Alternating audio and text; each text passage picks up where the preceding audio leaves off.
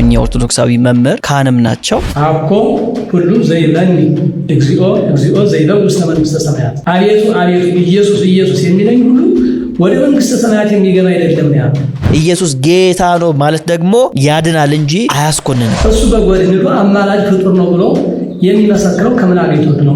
ስለዚህ እኛ እናምናለን ኢየሱስ እርሱ ክርስቶስ የሕያው እግዚአብሔር ልጅ ነው ብለን እናምናለን።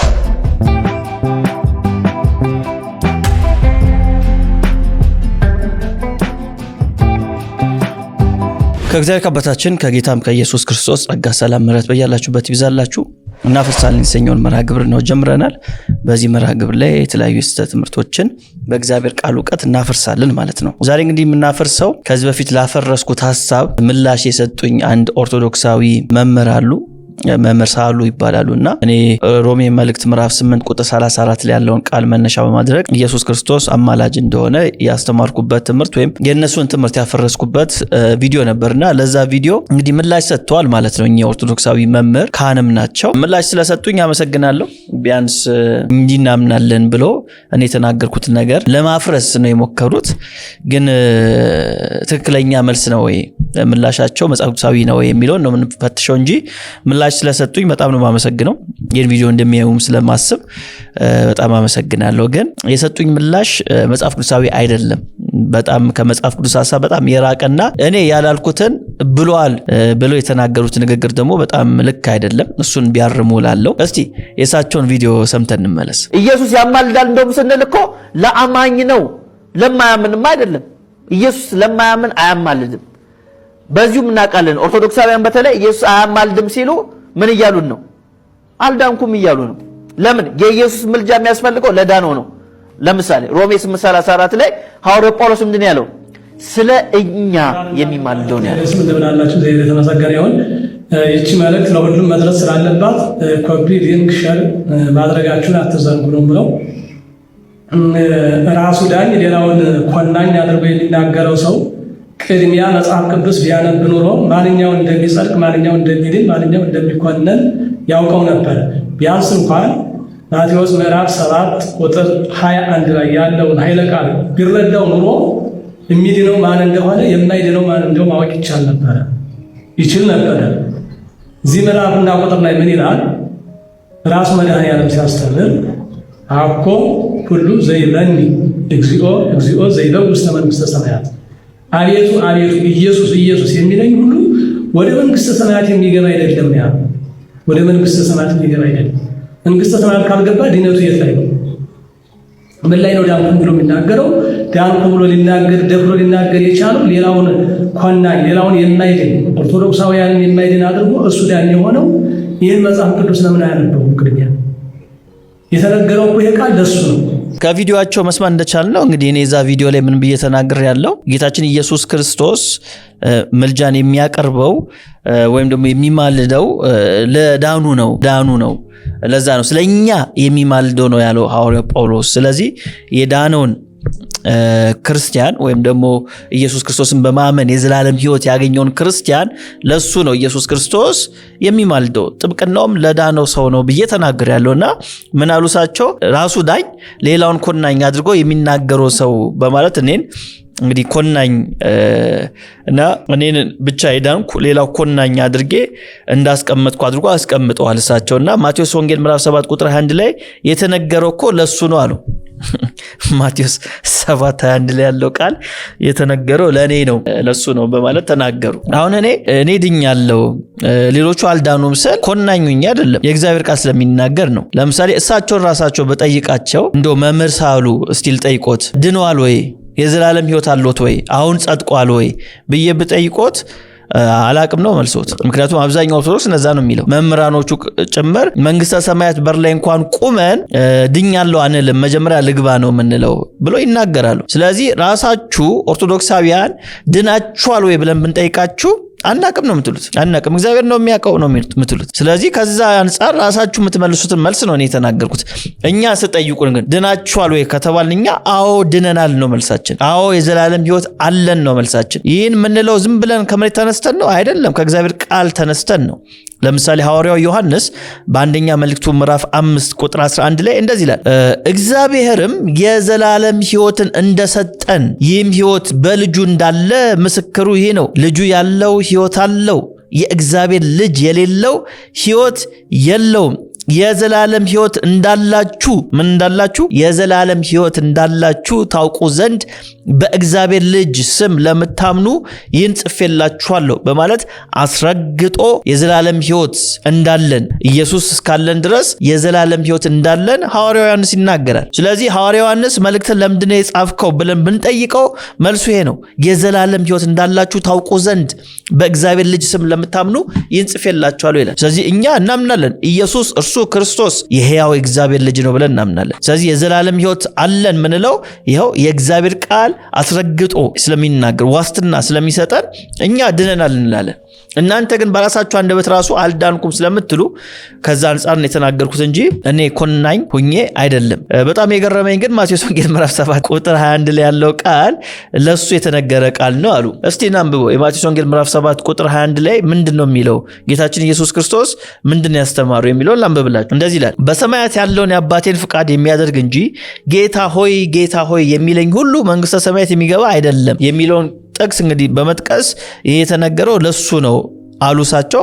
ብዙ ኦርቶዶክሳውያን እንደዛ ይሉናል። ምክንያቱም እኛ ጌታ ሆይ ስለምንል ኢየሱስ ጌታ ነው ስለምንል ይህንን ክሬዲት ስለሰጣችሁ እናመሰግናለን። ቢያንስ እኛ ጌታ እንደምንል ተረታችኋል፣ እናንተ እንደማትሉ ገብቷችኋል። ስለዚህ እዚህ ላይ ያለው ሐሳብ ግን የሚናገረው ስለምንድን ነው? የሚናገረው ስለ አማኞች ነው? አይደለም፣ ስለ አማኞች አይደለም። ከፍ ብሎ እኮ ማንበብ ነው። ቁጥር 15 ላይ እንደዚህ ይላል፣ የበግ ለምድ ለብሰው ከሚመጡባችሁ በውስጣቸው ግን ነጣቂዎች ተኩላዎች ከሆኑ ሐሰተኞች ነቢያት ተጠንቀቁ ነው የሚለው። ስለዚህ እነዚህ ቁጥር 22 ጀምሮ ያለውን ሐሳብ ስናይ ጌታ ሆይ የሚለኝ ሁሉ መንግሥተ ሰማያት የሚገባ አይደለም ያለው ኢየሱስ ክርስቶስ ለማን የተነገረ ቃል ነው?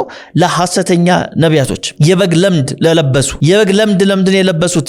በግ ስላልሆኑ ነው የበግ ለምድ የለበሱት። ከላይ በግ ሲል ምንድነው የሚያሳየው ከተባለ በስም ክርስቲያን ይመስላሉ። ውስጣቸው ግን ምንድነው? ውስጣቸው ማለት ማንነታቸው ማለት ነው። ማንነታቸው ምንድነው? ነጣቂ ተኩላዎች ናቸው። እነዚህ ሐሰተኛ ነቢያት ናቸው።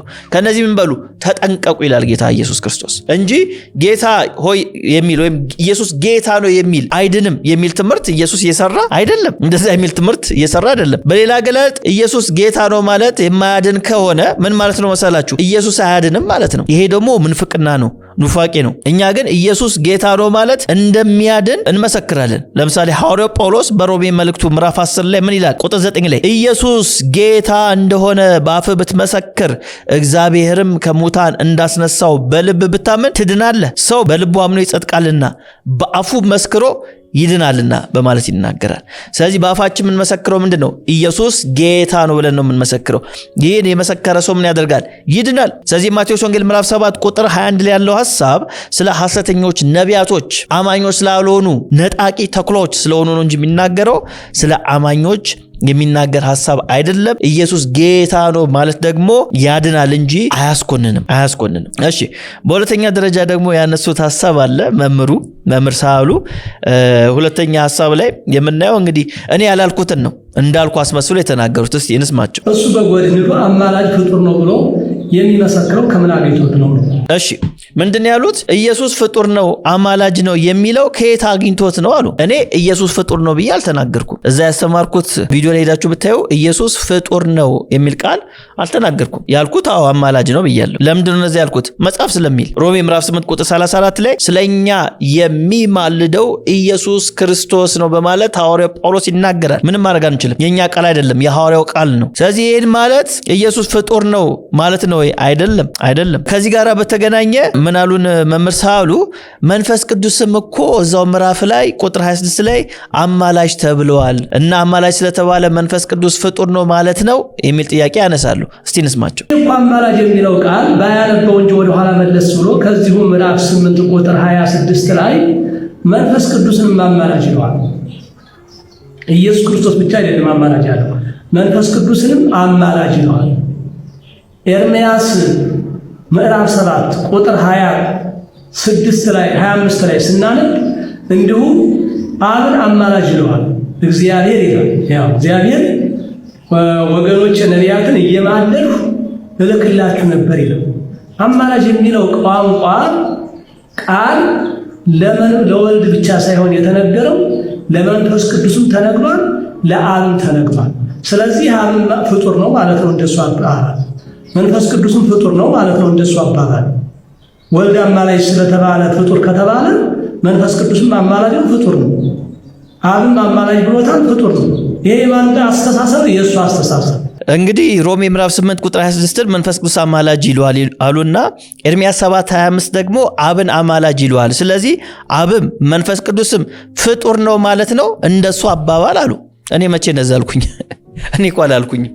እኔ አላልኩም። እኔ ፍጡር ነው አላልኩኝም። ፍጡር ነው አላልኩኝ። ምንም እንኳን የኢየሱስ ክርስቶስ ሰውነቱ የተፈጠረ ቢሆንም ኢየሱስ ግን ፍጡር አይደለም። እሱ ፈጣሪ ነው። እሱ የሕያው እግዚአብሔር ልጅ ነው። እና እዚህ ጋር መምህር ሳሉ የተሳሳቱትን ሁለት ነገሮች ላንሳ። የመጀመሪያው ነገር ኤርምያስ 7:25 ላይ አብን አማላጅ አይሉም። ይሄን እንግዲህ በጣም ብዙ ጊዜ ተናግረናል። ያው እንግዲህ ብዙ መምህራኖች፣ ብዙ ኦርቶዶክሳውያን መምህራኖች ብዙ ጊዜ ብንናገርም ግን እነሱ በተደጋጋሚ ኤርምያስ 7:25ን እየጠቀሱ ይኸው አብ አማላጅ ተብሏል ይላሉ። እንግዲህ ስላልሰሙ ድጋሚ መናገር ግድ ይለናል። ኤርምያስ 7:25 ላይ እውነት አብን አማላጅ ይለዋል ወይ ከተባለ አይለውም። እስቲ ላንብብላችሁ ምን እንደሚል። ትንቢተ ኤርምያስ ምዕራፍ 7 ቁጥር 25 ላይ እንደዚህ ይላል፣ አባቶቻችሁ ከግብፅ ምድር ከወጡበት ቀን ጀምሮ እስከ ዛሬ ድረስ በየዕለቱ እየማለድኩ ባሪያዎቼን ነቢያትን ሁሉ ልኬባችሁ ነበር ይላል። አሁን እዚህ ጋር በየዕለቱ እየማለድኩ የሚለውን ቃል ይዙና ይኸው አብን አማላጅ ብሏል መጽሐፍ ቅዱስና አብ አማላጅ ነው ወይ አብ ፍጡር ነው ወይ የሚል ጥያቄ ያነሳሉ። እንደዛ እየተባለ ነው ወይ? አይደለም። ማለዳ ማለት ነው። በማለዳ ማለት ነው። እየማለድኩ የሚለው ቃል early in the morning እንግሊዘኛው ላይ ሄዳችሁ ስታዩት ምን የሚል ቃል ይጠቀማል? በተለይ ኪንግ ጄምስ ቨርዥን daily rising up ወይም ደግሞ early in the morning በማለዳ ማለት ነው። በጠዋት ማለት ነው። ይሄን ሌላ ቦታ መሄድ ራሱ አያስፈልገኝም። የኢትዮጵያ ኦርቶዶክስ ተዋሕዶ ቤተክርስቲያን በ2000 ዓመተ ምህረት ያሳተመችው መጽሐፏ ላይ ትንቢተ ኤርምያስ 7:25ን ያስቀመጠችውን ይኸው ማየት ነው። ማለዳ የሚል ሐሳቡን ያስቀመጠችው። ስለዚህ እዚህ ጋር ምልጃ የሚል ሐሳብ ፈጽሞ የለውምና መምህር ሳሉ ይህን ነገር እንዲያዩትና እንዲያስተካክሉት ምክሬን ለግሳለሁ። በሁለተኛ ነገር የተሳሳቱት ነገር ምንድነው ከተባለ መንፈስ ቅዱስንም ፍጡር አላልኩኝም፣ አብንም ፍጡር አላልኩኝም። እንደዚህ የሚል ትምህርት የለንም። መንፈስ ቅዱስም አብን ፍጡር ካልንማ ማን ፈጣሪ ሊሆን ነው? እንደዚህ ብለን አላስተማርንም። ባላስተማርኩበት መንገድ ነው የከሰሱኝ። ስለዚህ እሱን ቢያርሙ እላለሁ። ግን ሮሜ ምዕራፍ 8 ቁጥር 26 ላይ መንፈስ ቅዱስ አማላጅ እንደሆነ ይናገራል እና መንፈስ ቅዱስ ፍጡር ነው ወይ ለሚለው ጥያቄ ምላሽ ለመስጠት ያክል እውነት ነው፣ መንፈስ ቅዱስም አማላጅ ነው። እኛ መቼ አይደለም ማለት እንደውም በዚህ ጉዳይ ላይ ቪዲዮ ሰርቻለሁ፣ ገብታችሁ ማየት ትችላላችሁ። የመንፈስ ቅዱስ ምልጃን በተመለከተ አሁን ኢየሱስ ክርስቶስ አማላጅና መንፈስ ቅዱስ አማላጅ ነው ስንል ምን ማለታችን ነው የሚለውን ባጭሩ ላስቀምጥላችሁ። በሰማይ አማላጁ ማን ብቻ ነው? ኢየሱስ ብቻ ነው። ሮሜ ምዕራፍ 8 ቁጥር 34 ላይ ሐዋርያው ጳውሎስ ምንድነው የሚለን? የሞተው ይልቁንም ከሙታን የተነሳው በእግዚአብሔር ቀኝ ያለው ስለኛ የሚማልደው ክርስቶስ ኢየሱስ ነው ይላል። ስለዚህ ቤት በእግዚአብሔር ቀኝ ያለው ብሎ ተናግሮ ነው ስለኛ የሚማልደው የሚለው። ስለዚህ በእግዚአብሔር ቀኝ ሆኖ የሚማልደው ማን ነው? ኢየሱስ ክርስቶስ ነው። ስለኛ የሚሟገትልን ማን ነው? ኢየሱስ ክርስቶስ ነው። የጠላታችንን ክስ ድል የሚነሳው ማን ነው? ኢየሱስ ክርስቶስ ነው። ስለዚህ ስለኛ ምን የሚያደርገው? የሚማልደው ብሎ ሐዋርያው ጳውሎስ ያስቀምጣል ማለት ነው። ሮሜ ምዕራፍ 8 እዛው ምዕራፍ ላይ ቁጥር 26 ላይ ደግሞ እንዲሁ ደግሞ መንፈስ ድካማችንን ያግዛል፣ እንዴት እንድንጸልይ እንደሚገባን አናውቅምና፣ ነገር ግን መንፈስ ራሱ በማይነገር መቃተት ይማልድልናል የሚለው ሐሳብ ደግሞ አዎ መንፈስ ቅዱስ ይማልዳል። የት ሆኖ? በእኛ ውስጥ ሆኖ። በእኛ ውስጥ ነው። እንዴት መጸለይ እንደሚገባን አናውቅም፣ ጸሎት አናውቅም። ስለዚህ መንፈስ ቅዱስ ምን ያደርገናል? ያግዘናል፣ ሊድ ያደርገናል፣ ይመራናል። እንዴት መጸለይ እንዳለብን እንደ እግዚአብሔር ፍቃድ እንዴት መጸለይ እንዳለብን ያስተምረናል።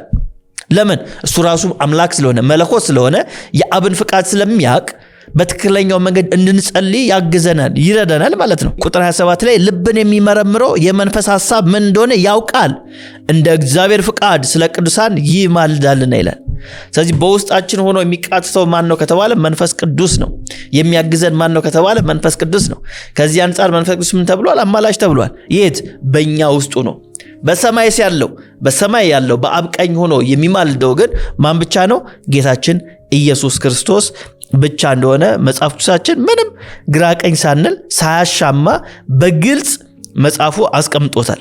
ምንም ማድረግ አንችልም። የኛ ሐሳብ አይደለም። ባይጻፍ ኑሮ እኮ እኛም አንልም። ስለተጻፈ ግን እንላለን። የተጻፈውን እንናገራለን፣ የተጻፈውን እናስተምራለን። ምንም እንኳን ሰዎች ባይጥማቸው ግን የእግዚአብሔር ሐሳብ ነውና መናገራችንን ማስተማራችንን ግን እንቀጥላለን ማለት ነው። ስለዚህ መምህር ሳሉ ይህን ነገር ድጋሚ እንዲያዩት ግራቀኝ እንዲሉ እንዲያመዛዝኑ ምክሬን መለገስ ፈልጋለሁ። ምናልባት በዚህ ጉዳይ ላይ ግን የበለጠ መወያየት ከፈለጉ መነጋገር ከፈለጉ ይሄው ታች አድራሻዬን አስቀምጫለሁ፣ ስልክ ቁጥሬን አስቀምጫለሁ። ይደውሉልኝ፣ ማውራት እንችላለን። እንደዚህ ፊት ለፊት ተገናኝተን እንድናወራ የሚፈልጉም ከሆነ ይቻላል፣ ደስ ይለኛል። መነጋገር እንችላለን። እኛ ለዘመናት እየጠራን ነው መምህራኖቹን። እኛም እዚህ ቁጭ ብለን ለእናንተ ምላሽ ከምንሰጥ እናንተም ባላችሁበት ሆናችሁ ለእኛ ምላሽ ከምትሰጡ ያው እንደዚህ ፊት ለፊት ተገናኝተን ሰው ባለበት ጊዜ ቀጠሮ ተይዞ ጊዜ ተይዞ መወያየት እንችላለን። በዚህ ጉዳይ ላይ እኔ ፈቃደኛ ነኝ። በፈለጉት ርዕሰ ጉዳይ ላይ የኢየሱስ ምልጃን ጨምሮ ለመወያየት ፈቃደኛ ከሆኑ ይደውሉልኝ፣ መነጋገር እንችላለን። ግን ጊዜ ወስደው ምላሽ ስለሰጡኝ ግን በጣም ነው የማመሰግነው። እግዚአብሔር ያክብርልኝ ማለት ፈልጋለሁ። ሐሳቡን ግን ድጋሚ እንዲያዩት ከእግዚአብሔር ቃል ውጪ ስለተናገሩ እሱን ግን እንዲፈትሹ ምክሬን ለግሳለሁ ማለት ነው። እንግዲህ የእግዚአብሔር ቤተሰቦች ሳምንት ደግሞ በሌላ ርዕሰ ጉዳይ ላይ እስከምንገናኝ የአብ ፍቅር፣ የወልድ ቸርነት፣ የመንፈስ ቅዱስ ኅብረት ከሁላችን ጋር ይሁን።